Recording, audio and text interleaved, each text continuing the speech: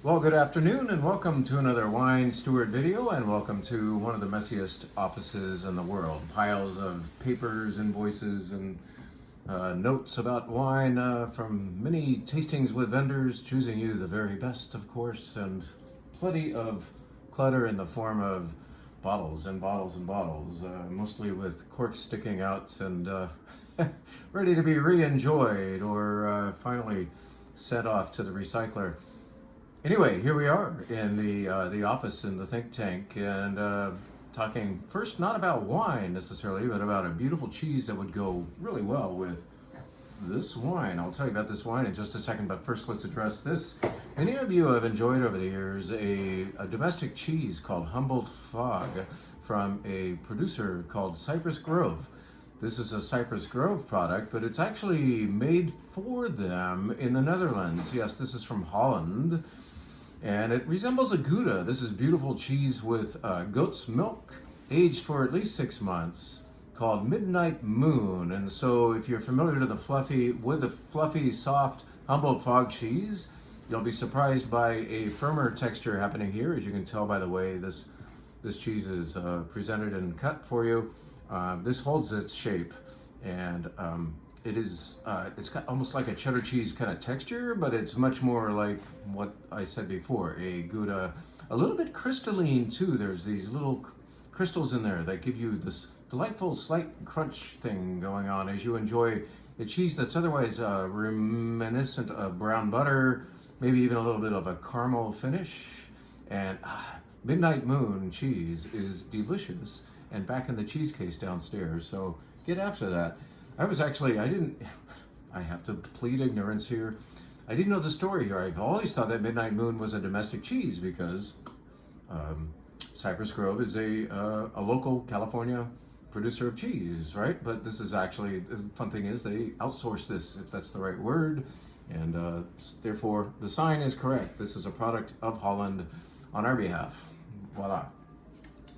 Now, what is the wine that this would go well with? Why don't we leave this up here, put it off to the side, and see what I'm currently enjoying in this glass. Finally, it's not a sparkling wine. I know I do bubbles a lot on these videos, but I want to remind you that we have this beautiful Châteauneuf-du-Pape Blanc downstairs. Châteauneuf-du-Pape, the wine region within the Southern Rhone wine region of France. You're down near the Mediterranean. We can actually call this Northern Provence, where we are visiting, the new house of the Pope.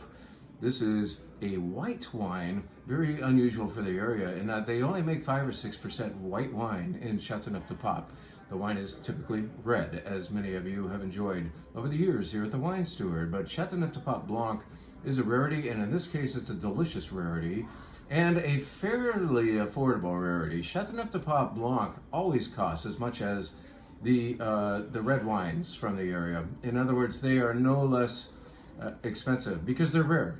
And so here we do have this wine at prices in the 40s. I think you wine club members will get it down to right around $40 with your 10% discount. But what you're getting as well is a wine that's equally of the character and quality of a white Burgundy, perhaps with slightly different flavors. I often talk about orchard fruit flavors as coming from here. This wine, the cepage of which I'm forgetting, probably consists of Bourboulin and Grenache Blanc, perhaps some Roussanne. There is no Viognier, by the way. It's not permitted in Châteauneuf-du-Pape Blanc, even though it grows there. They can't throw it into this particular blend. But I'm saying that it would go amazingly with this cheese that we're hiding, and also with halibut and other white fish, richer, firm white fish would be fantastic with this Châteauneuf-du-Pape Blanc. I gotta get all those syllables in, don't I? This is a beautiful white wine that will make so many of you happy if you only venture over to the Rhone section. Look for a rare white wine over there and choose this one from Cru Saint-Martin. All right, Châteauneuf-du-Pape Blanc, farewell. And now we are going to have a little discussion about Tempranillo as coming from its most famous source. Now, what would that be? Well, you're going to say Spain, right? Let's get a little more site-specific and say Rioja. Rioja is certainly the most famous place in the entire world for the grape Tempranillo.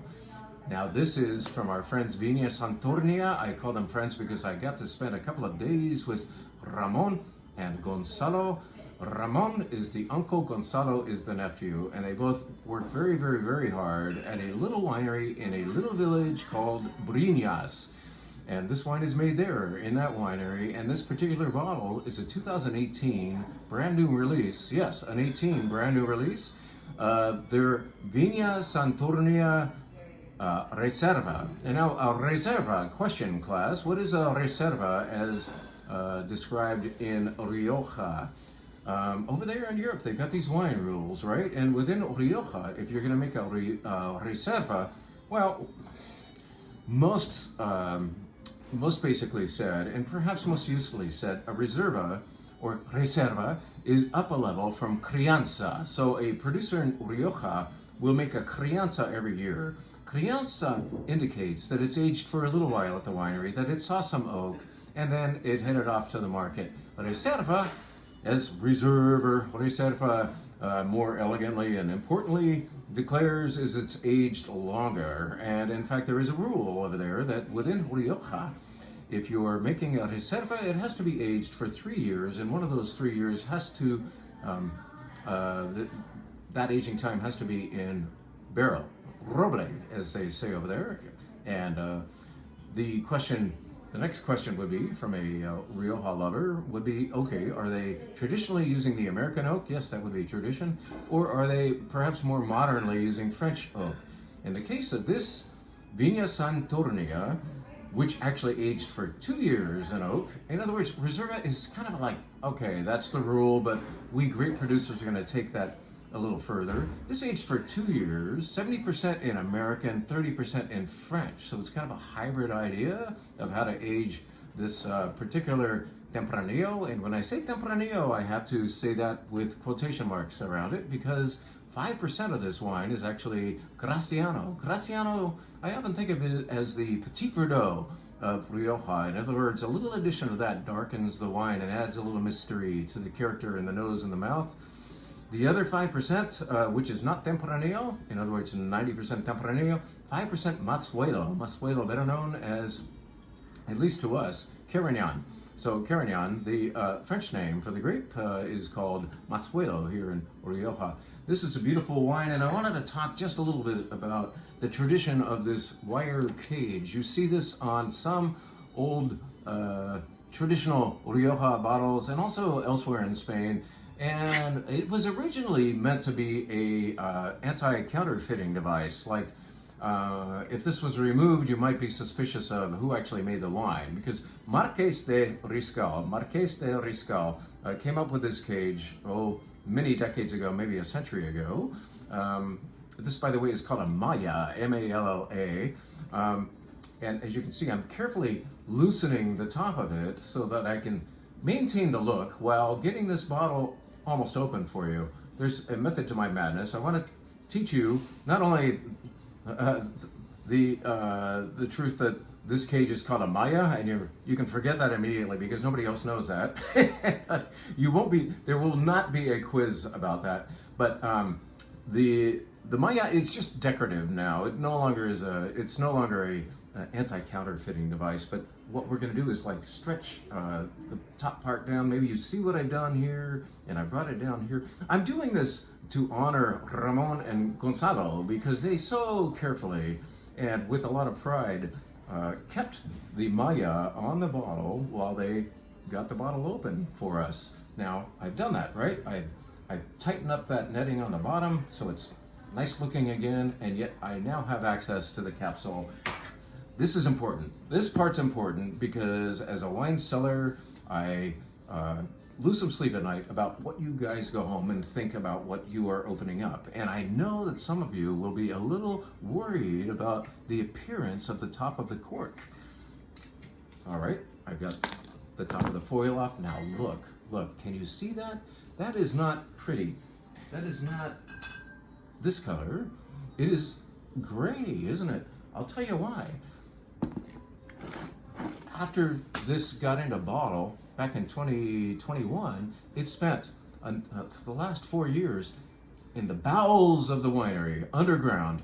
I've been there, and like I said, Viña Santurnia is a very traditional winery where wine is stored underground to keep it cool until they feel like it's ready to be released. Now, it does not have a label on it yet. It does not have a foil on it yet. Those bottles in that shape or in that form are what we loosely call shiners. And because of the humidity down there, because it's a nice cold and damp place, yeah, the cork gets gray. You know what? I am going to go all the way with this and get this open to give you some assurance that that's only the top of the cork. And it's only gray because of the dampness now down there. It's a good thing that you're seeing that gray, but some of you are going to get home, take that foil off, and freak out and say, oh my God, they sold us a shitty bottle of wine. No, look, okay, look at the cork as it's coming out. See? It's beautiful. It's clean.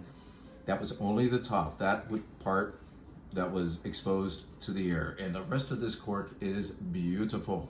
In other words, because it was in that damp, cool environment, the cork, the rest of it, is in great shape. This 2018 cork, you know what? I was poured a 2000 vintage of this wine, this very wine, and it was in beautiful shape because it had stayed in Ramon's basement for all of those decades, for more than 2 decades. And now what do we have here? We have an empty glass, thank God, for a wine that once again is a Reserva, spent 2 years in French and American oak. It's made of Tempranillo plus Graziano and Masuelo, and that's all fun to say with a lisp.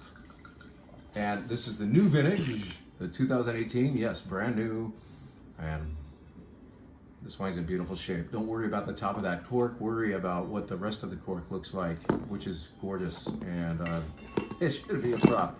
Anyway, this is a really lovely, brand new to the market, older wine. That's the great thing about Rioja. Some of the traditional guys age the wine for us, and yet this price is in the mid-20s for us. So 2018 vintage of a wine that we have carried on your behalf many, many years. This loves a decanter, and in fact, the wine that got opened 2 days ago is actually tasting a little more out of its shell than this will right now. This is tight, but still beautiful. Plum, tobacco, vanilla, really lovely. Tempranillo loves its oak, oak loves Tempranillo. It's a partnership between container and wine there, just kind of like over in Bordeaux. You don't make Bordeaux without oak. You don't make good Rioja without oak. They need each other. There's other wines that we want no oak on, right? But this is a classy and fairly affordable brand new release of a bottle of an old friend from friends that people that have become friends. Ramon and Gonzalo in the little village of Briñas. And isn't it cool that we get to go there in the form of this bottle? I love that.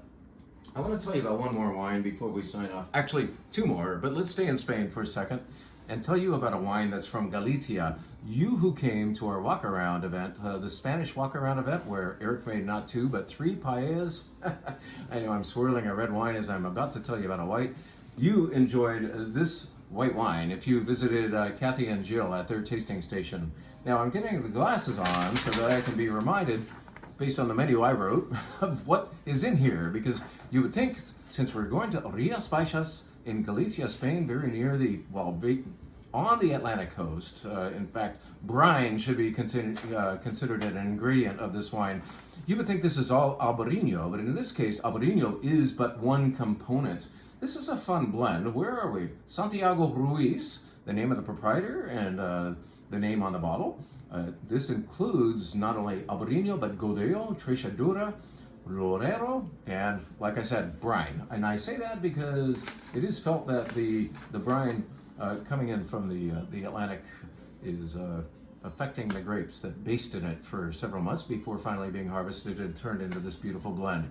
This is a little more lush, a little more rich than a typical zingy Albarino. It's still no oak, very clean, and it's delicious. You should try this beautiful wine from Rías Baixas, a nice alternative to straight Albarino. Yes, Albarino is the first ingredient, but like I said, it's got more going on because of the other players. Now, let's tell you about one wine. Let's come all the way home here to our Livermore Valley that we perhaps don't talk enough about. But I just want to tell you that Page Mills' new Sauvignon Blanc has been released. This wine, year after year, is a great indicator of the idea of the truth, I believe. I believe the truth, that Sauvignon Blanc has a home here in the Livermore Valley, and Page Mills proving it with consistency here with this wine. This wine has citrus, it has a little bit of the herb that you would expect, and it especially has clarity and zing that you want on a hot Livermore Valley day. And just wanted to announce that a new Livermore Valley Sauvignon Blanc has come out of the winery and landed on the shelves of the Wine Steward. And that's it from us. Thank you so much for listening. You can now forget that the wire cage on a Rioja bottle is called a Maya, but don't forget to come in and grab a bottle of that beautiful 2018 Reserva Rioja. Have a great one.